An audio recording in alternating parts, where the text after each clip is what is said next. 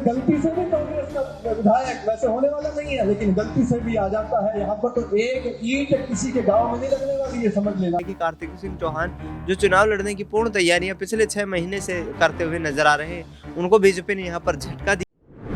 नमस्कार, SPN9 news देख रहे हैं आप। मध्य प्रदेश की 2 विधानसभा सीट, विजयपुर और बुधनी विधानसभा सीट पर 13 नवंबर को चुनाव होना है। 23 नवंबर को परिणाम सामने आ जाएंगे।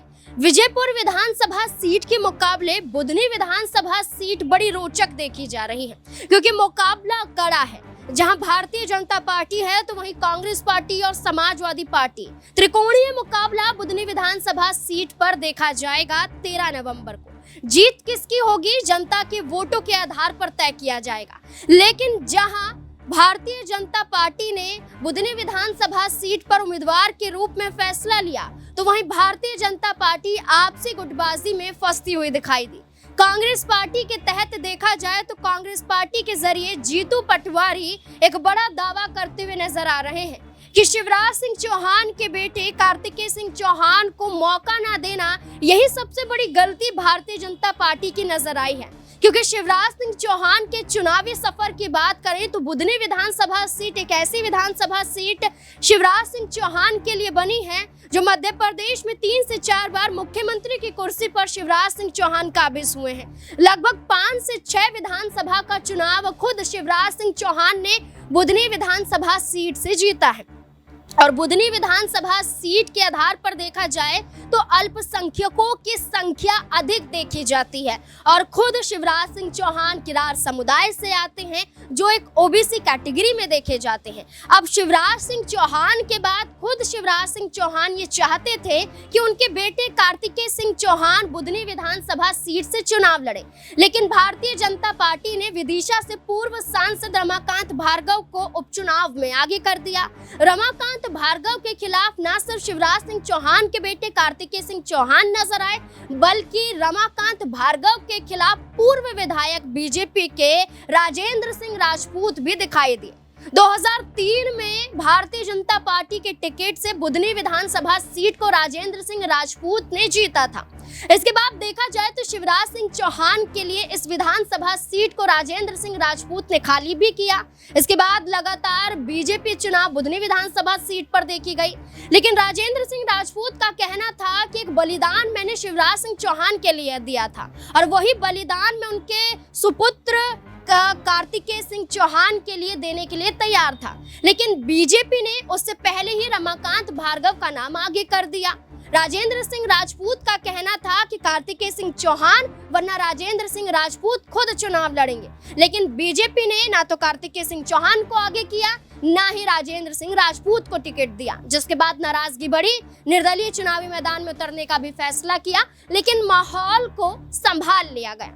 लेकिन माहौल तो संभल चुका है, चुनाव नजदीक भी आ चुका है, लेकिन कार्तिकेय सिंह चौहान के बुधनी विधानसभा सीट पर दिए गए भाषण ये दर्शाते हैं कि वो आज भी बीजेपी को चुनौती दे रहे हैं कि इस उपचुनाव में टिकट तो नहीं दिया, लेकिन आने वाले विधानसभा चुनाव में कम से कम उन्हें इसी विधानसभा सीट से चुनाव लड़ने के लिए एक मौका जरूर दिया जाए। जहां कांग्रेस पार्टी की जीत का दावा करते हुए खुद कार्तिकेय सिंह चौहान नजर आते हैं। पहले वो सुनिए जहां पर कार्तिकेय सिंह चौहान बड़ा दावा कांग्रेस पार्टी की जीत का और बड़ी चुनौतियां अपनी ही सरकार को देते हुए दिखाई दे रहे हैं। 19-20 होता है तो आप समझिए किसका नुकसान होगा। अपने पैरों हम क्यों कुल्हाड़ी मारे भाई? अपनी पोलिंग में गड़बड़ी कर हम क्यों अपनी इज्जत खराब करें? कि हमको नहीं जाना हमारे मुख्यमंत्री जी के पास काम कराने के लिए? कि हमको नहीं जाना अपना आदरणीय कृषि मंत्री जी के साथ काम कराने के लिए? बताइए जगदीश सरपंच जी, कैसे कराएंगे आप काम? जवाब दीजिए मुझे। अगर 19-20 हुआ, किस मुंह से जाएंगे हम हमारे नेताओं के पास काम कराने के लिए? कौन सी सड़क लेके जाओगे? अगर गलती से भी कांग्रेस का विधायक, वैसे होने वाला नहीं है, लेकिन गलती से भी आ जाता है यहाँ पर, तो एक ईंट किसी के गांव में नहीं लगने वाली, ये समझ लेना आप सब। कार्तिकेय सिंह चौहान ने कहा कि खुदा न खास्ता अगर बुधनी विधानसभा सीट पर कांग्रेस पार्टी विजयी हो जाती है तो भारतीय जनता पार्टी में कृषि विभाग को संभालने वाले शिवराज सिंह चौहान और ग्रामीण विभाग को भी संभालने वाले शिवराज सिंह चौहान बुधनी विधानसभा सीट पर कोई भी मदद नहीं करेंगे। पंचायत के रूप में देखा जाए तो सरपंच को हड़काते हुए कार्तिकेय सिंह चौहान नजर आए और ये कहते हुए दिखाई दिए कि कहीं भी कोई भी गड़बड़ी नहीं होनी चाहिए। वहीं कार्तिकेय सिंह चौहान जहां ये बयान देते हैं तो वहीं ये भी दावा किया जाता है कि लोकसभा चुनाव के मद्देनजर अपने पिता के प्रचार प्रसार में बुधनी विधानसभा सीट पर कार्तिकेय सिंह चौहान ने 2023 में एक बड़ा भाषण दिया था। कार्तिकेय सिंह चौहान के चुनाव न लड़ने के बाद क्या राय यहाँ पर निकलकर सामने आती है वो भी देखिए। अपना कहीं ना कहीं इन बयानों के जरिए एक बड़ा नाम मध्य प्रदेश की राजनीति में बनाना चाहते हैं। उन्हें पता है कि आने वाले वक्त में उनके पिता जो शिवराज सिंह चौहान है उनकी राजनीतिक विरासत उन्हें मिलने वाली है और उसी आधार पर इस तरीके की बयानबाजियां करते हुए नजर आ रहे हैं। लेकिन इस चीज़ का मलाल भी उन्हें है। कल जिस तरीके से रमाकांत भार्गव ने जो अपना नामांकन दाखिल किया उस दौरान जब कार्तिकेय सिंह चौहान से पूछा गया कि आप बगावत करेंगे, आप क्या संतुष्ट हैं, तो उन्होंने कहा कि मुझे उम्मीद थी कि टिकट मिलेगी लेकिन पार्टी ने जो फैसला लिया अब उस फैसले के साथ हैं और आने वाले वक्त में हम पुरजोर कोशिशें करेंगे कि बुधनी विधानसभा सीट पर जीत दर्ज की जाए। लेकिन बड़ा सवाल नाज़मीन यही खड़ा हो रहा है कि कार्तिकेय सिंह चौहान जो चुनाव लड़ने की पूर्ण तैयारियां पिछले 6 महीने से करते हुए नजर आ रहे हैं, उनको बीजेपी ने यहाँ पर झटका दिया है। अब देखना ये होगा कि उनकी ये बयानबाजियाँ क्या बीजेपी को नुकसान पहुँचाते हुए नजर आएंगी। देखिए, कार्तिकेय सिंह चौहान शिवराज सिंह चौहान के बेटे और रमाकांत भार्गव समर्थकों के रूप में शिवराज सिंह चौहान के देखे जाते हैं। विदिशा से पूर्व सांसद भी हैं।